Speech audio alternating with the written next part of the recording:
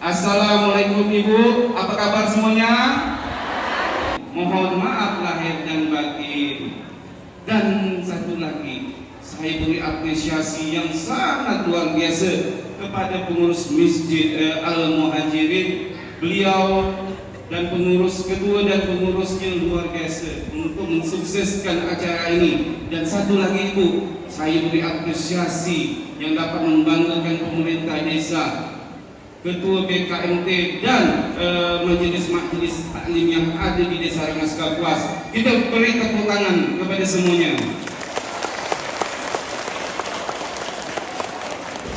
Jamaah BKMT tak lupa, bahkan menyadari hidup di dunia beramal dan berbakti, beriman bertakwa, berilmu mulia, santun bijaksana, tampil dan bermakna. Mari kita wujudkan semangat pribadi di BKMT berjuang dan mengabdi, bekerja sama, ikhlas dan mandiri, maju jaya dalam ridho ilahi. Ma 'allamtana innaka antal alimul hakim wa tub 'alaina innaka antat tawwabur rahim wakhtim lana minka bi khairin ajma'in. Ini bukaan Ibu. Belum ceramah saya nih, ya. Masih yang terhormat. Ya, makanya saya ceramah ini karena pakai jam, tak pakai waktu. Jadi kalau Ibu merasa tak nyaman dan merasa kelamaan ada ceramahnya, Ibu muap ya.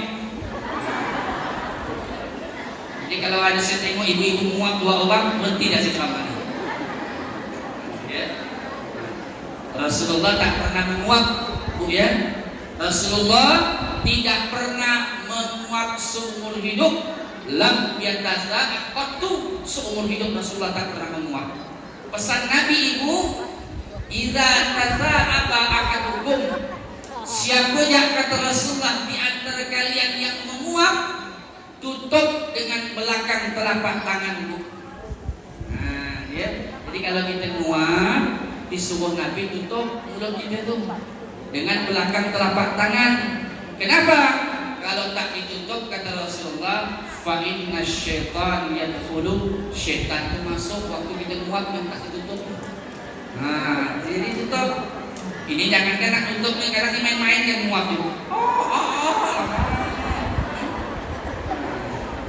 Itu akhlak Rasulullah tuh, ya? Akhlak Nabi itu.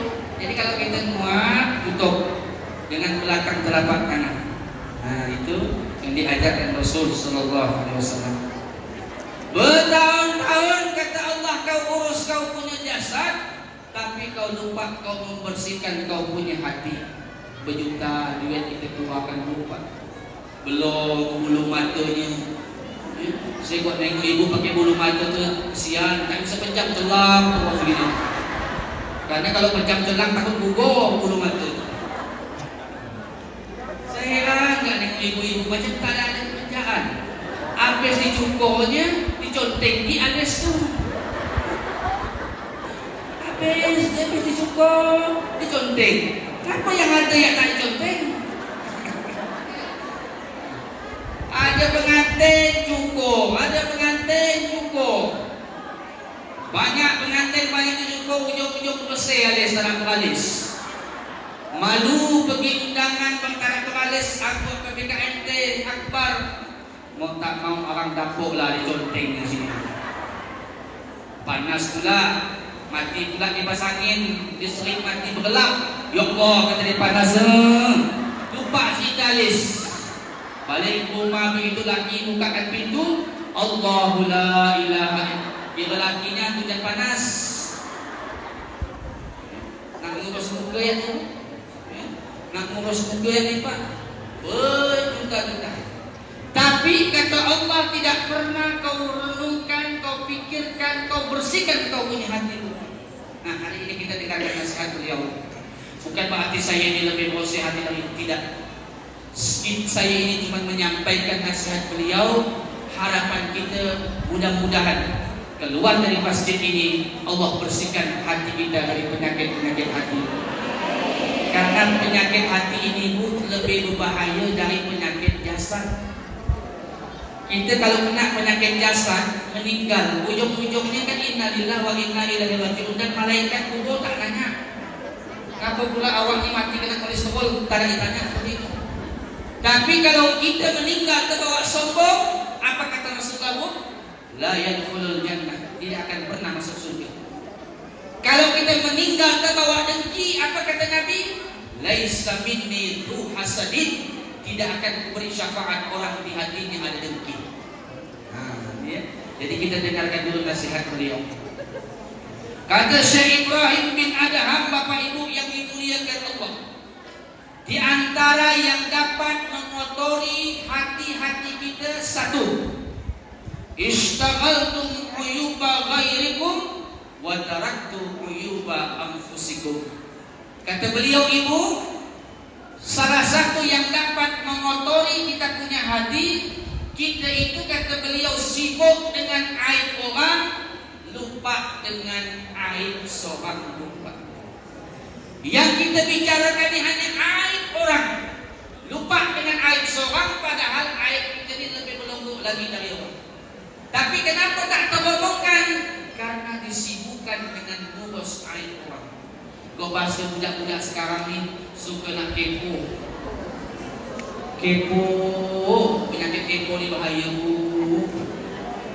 Orang tetangga beli mobil baru, motor baru, kita kalau punya hati kepo, bukan kontan tu kata dia kredit, bukan pembayar. Tapi karena ada penyakit kepo, begitu je. Kau tahu tak mobil yang pakai yang baru tu kata dia, itu bukan kontan tu kredit, bukan pembayar. Dia nak kontan nak kredit kasih dia lah. Apalagi zaman sekarang ini pun dah canggih dah. Tak perlu kita nak berkumpul 2-3 orang cari foto sambil kita ngepokan orang, tak perlu dah. Cukup di grup WA. Ya. Di grup WA tu dah bisa dah kita. Balik ya, ibu-ibu sini tak ada.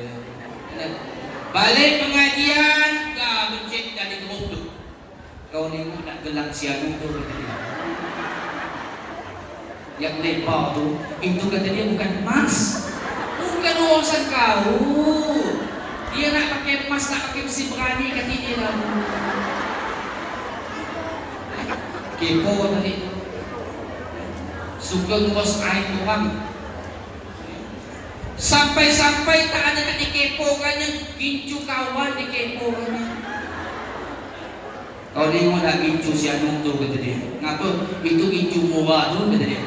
Mana kau tahu? Tengoklah sampai gigi-gigi pun dia gincu.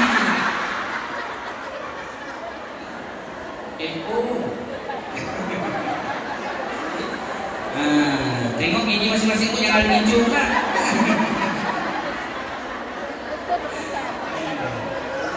Gincu murah tu kan tengok sampai gigi.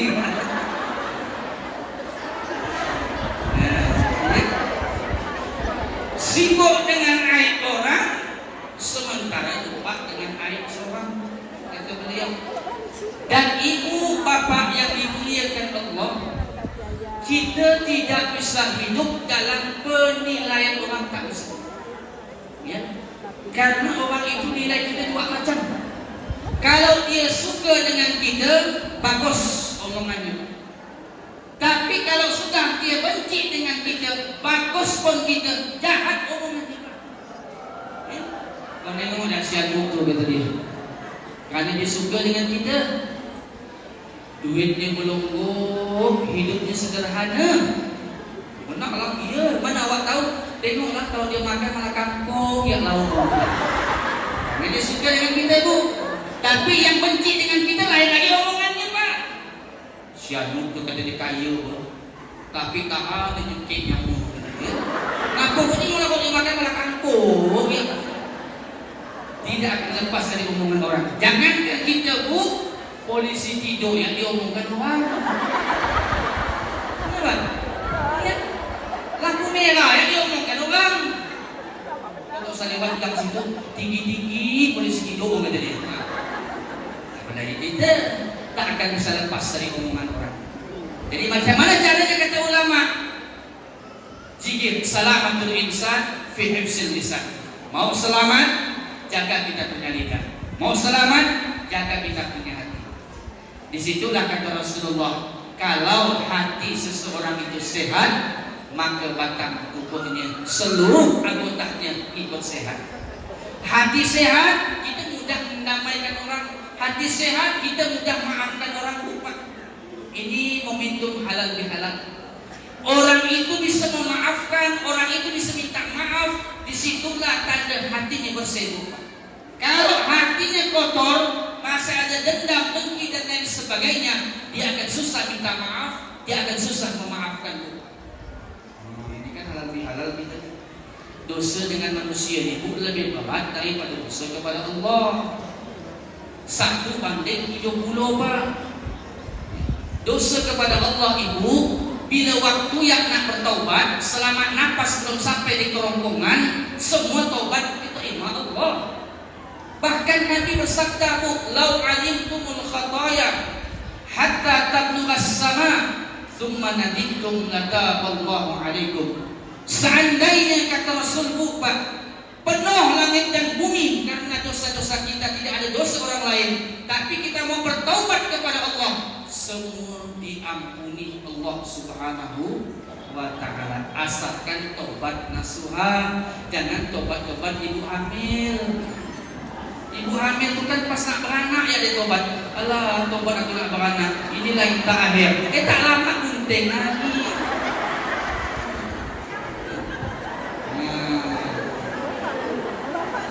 Kalau itu dosa kepada Allah, kapanpun dan dimanapun Allah menerima taubat kita. Yang berat itu dosa sesama manusia. Kenapa berat sesama manusia? Nabi sudah ingatkan kita. Apa kata Rasulullah? Rasul bertanya dengan sahabat, "Atadruna mal muflis?" Tahukah kalian, kata Rasulullah, siapa orang yang bangkrut? Dijawab oleh sahabat, "Al-muflisu fina man la dirham lahu wala mata'." Orang yang bangkrut menurut kami ya Rasulullah adalah orang yang tidak berduit, tak punya harta benda. Bukan, kata Rasulullah. Orang yang bangkrut, kata Rasulullah ibu, di akhirat dia nanti membawa pahala solatnya, di akhirat dia membawa pahala puasanya, di akhirat dia membawa pahala zakatnya. Tapi di dunia, kata Nabi, dia pernah mencaci maki seseorang dan dia belum minta halal, minta maaf. Sehingga orang yang kita caci maki itu akan Allah berikan pahala kita, berikan ke dia. Ini berat dosa sesama manusia, ya? Memaafkan, minta maaf. Ada sahabat Nabi bu, namanya Abu Dhamdham. Ini sahabat Nabi bu dicap Rasulullah sebagai ahli surga. Amalannya apa? Setiap nak tidur selalu memaafkan orang yang menyakitkan dia, baik dia tak tahu maupun dia tahu, baik dia kenal maupun tidak, sudah dimaafkan itu. Ini kan berarti kalau kawan baik dengan kita bu, kita baik dengan dia, itu biasa. Kawan ngasih kita hadiah, kita balas hadiah, semua bisa terjadi bu. Yang berat itu kalau ada orang zalim kepada kita, dia jahat kepada kita, kita berusaha baik dengan dia. Saya pun belum tentu mampu. Apalagi kalau sudah sampai hati itu berbulu. Saya belum pernah nengok macam mana hati itu berbulu. Berbulu aja tuh mantap gitu. Ibu kalau pas hati itu berbulu, darah meledeh, ibu bisa berdoa, ya Allah, lapangkan rezekinya ya Allah. Dalam keadaan seperti itu bu, murahkan rezekinya ya Allah, jadikan anak keturunannya anak soleh solehah, orang yang soleh kepadaku ya Allah. Oh luar biasa. Kita ni kan kadang terbalik, udah geram dengan orang tu lain dua kita tu, kan? Ya Allah, jahatnya aja dengan aku ya Allah, pecah aja perutnya ya Allah. Itu doa kita tu. Tapi kalau kita sudah, apa kata malaikat? Ketika kita mendoakan saudara kita, malaikat yang doakan kita, kata malaikat, kau pun begitu kan? Nah, jadi kalau kita doakan saudara kita lapang rezekinya, kata malaikat, kau begitu kan? Tapi kalau ibu doakan pecahkan perutnya, kau begitu kan? Kata malaikat. Nah, ini tak usah. Ya. Kalau Allah berikan kita doa yang mustajab itu, mesti doa yang baik-baik. Hati kali itu. Satu, yang menyebabkan, yang mengotori hati apa? Sibuk dengan aib orang, lupa dengan aib seorang. Satu. Yang kedua, yang kata beliau yang dapat mengotori kita punya hati, araftumullaha walam tu'addu haqqahu. Kita beriman kepada Allah, tapi kewajiban-kewajiban tak dikerjakan. Satu, solat 5 waktu. Tadi sudah disinggung beliau, 17 matahari lupa. Artinya 17 rakaat.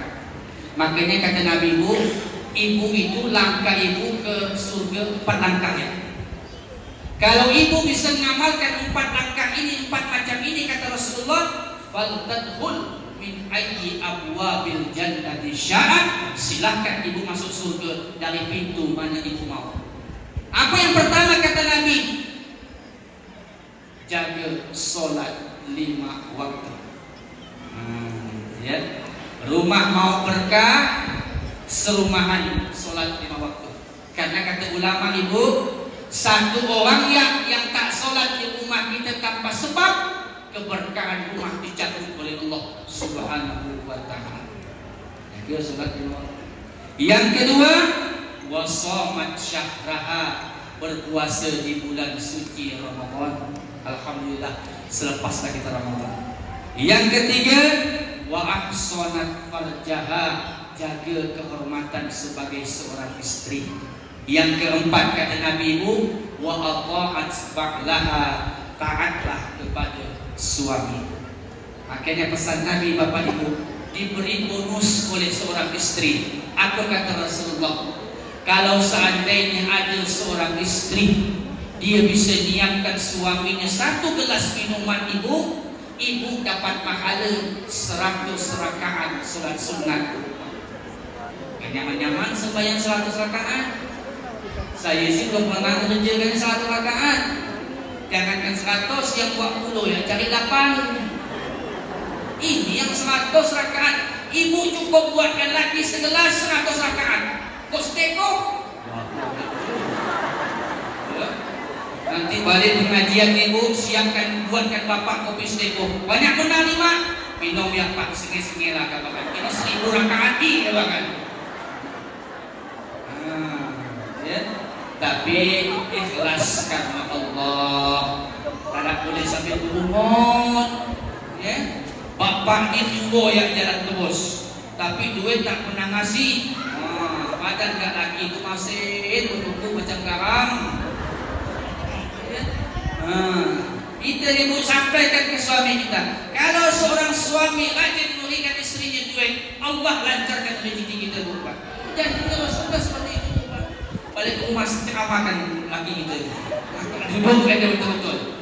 Jangan sampai masih benar dengan bininya. Begitu bininya berkemas, ketemu duit buat kebat. Duit siapa ni pak? Duit apa ni? Kata suaminya. Duit sial kata dia. Kamu pak duit sial? Iyalah udah bapak tapukan ketahuan masih dengan mama ni. Wassalamualaikum warahmatullahi wabarakatuh.